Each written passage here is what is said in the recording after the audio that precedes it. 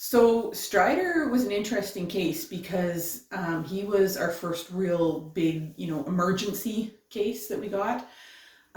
We were contacted by a rescue out of Manitoba because they had been contacted about this little pony that was had been found abandoned in a barn by a neighbor. This lady in Manitoba contacted us because we were here in Saskatchewan where he was, and asked us if there was any chance we would be able to take him. And so we basically immediately said, yes, we'll go get him. They sent us some pictures. It was too dark to tell from the pictures, but they thought it was an abscess on his side.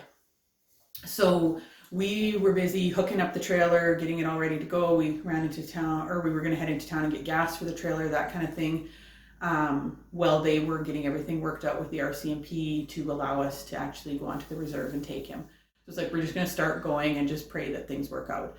So we got about 1.5 miles north of the farm, or half a mile north of the farm. I can't remember what it was anyways. But when we got the call from the lady saying, yes, everything's worked out, they say you can take him. They were actually running behind schedule and asked if I was able to leave work a bit early to come and help them with this little guy. So I said, yes, I can come. I got the all clear from my supervisor that I could leave work a little early. So they picked me up and we hit the road and we were going, and because we needed to get there as soon as possible because this was the worst we had seen.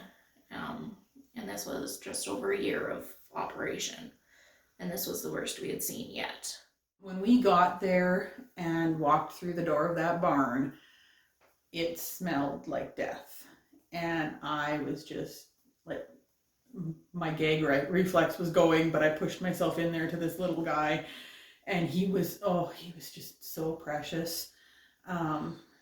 Beautiful blue eyes looking at me, and just, I fell in love with him right away, but I could tell as soon as I saw him that there was way more than an abscess going on with that side of his. Rhonda came out almost immediately gagging, and she said to me, "It's worse than we thought."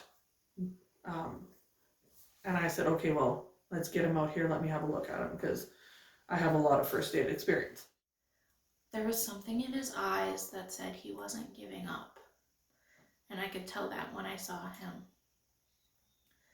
So we get the halter on him, and I'm doing this super slow because I don't know his past a lot because he was actually abandoned. He was scared, but he also, I think he knew we were there to help him. Just from the way he was with us. It was just like he knew we were there to help him.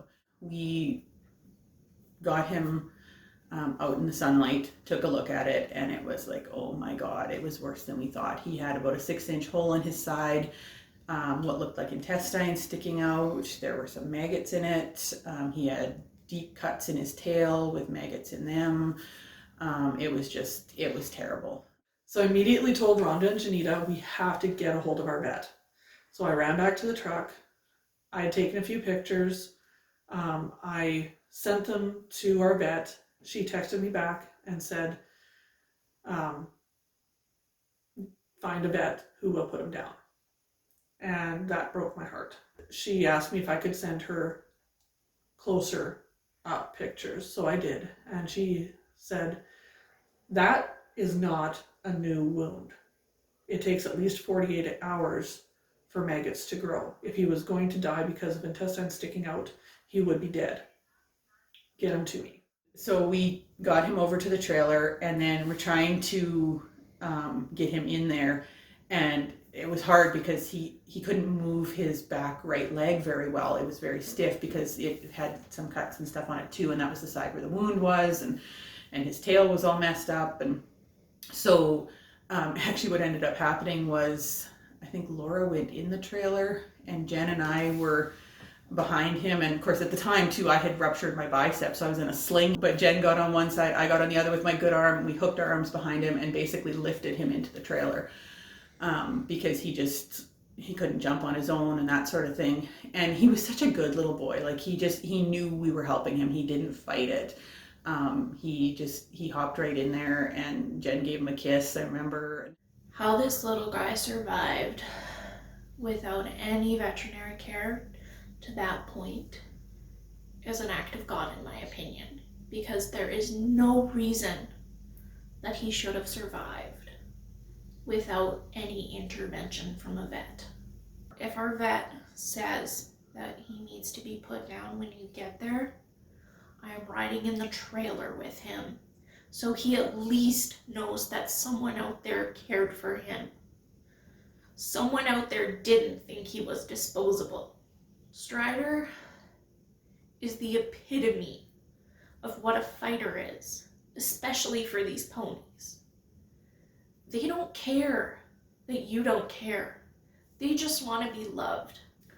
I can't believe that someone thought this little guy was disposable, because he is the sweetest, kindest little pony that I have met. We were probably about 3.5 to 4 hours north of Weyburn, and I think we got back down to Weyburn in about 2.5 hours. We were rushing. We got him off the trailer at our vet's place. She took him right to her farm, took him into her barn, and she started feeling around in the wound to see what was actually going on, and kept saying to him, "How are you alive? I have no idea how you're alive." She said that yes, it was intestine. And then she said, "Go check in the trailer, see if he has any fresh poops in there. If there's fresh poops, then he's savable." We had cleaned out the trailer before we left. So we went back to the trailer and there was some fresh poop in the trailer, and I remember I started crying. It was midnight or 12:30 in the morning, and when I saw that poop in the trailer, I started crying. And I had to take myself for a walk because I was just in tears over the fact that he was actually able to go to the bathroom and stuff. And I went back in and told our vet, that yes, there was fresh poop. And once again, she said, "How are you still alive?" What she figures happened was that his body, which this is very rare, his body actually closed off those intestines that were sticking out and rerouted his intestines, healthy intestines, so that he still had an intestinal tract. And she was just shocked that he was going to be savable. And what she said to us was, he has gone this long without veterinary care. It would not be fair to him to not give him a chance with veterinary care. we're not sure what caused it. We suspect he either got tangled up in something like barbed wire or he got attacked by dogs.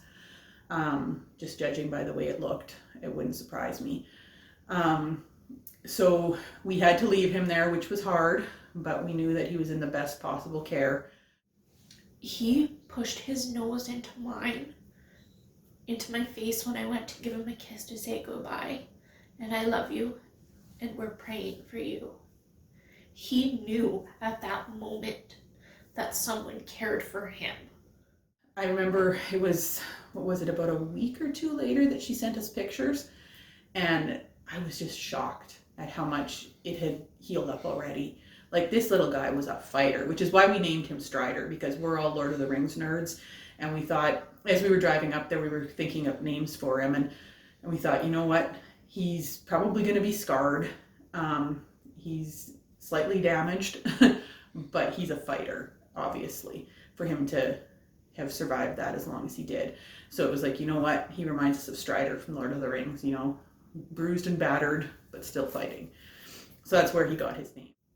So after he was at the vet's for a month, and this wound that was the size of a cantaloupe was about the size of a toonie when he came back to the sanctuary.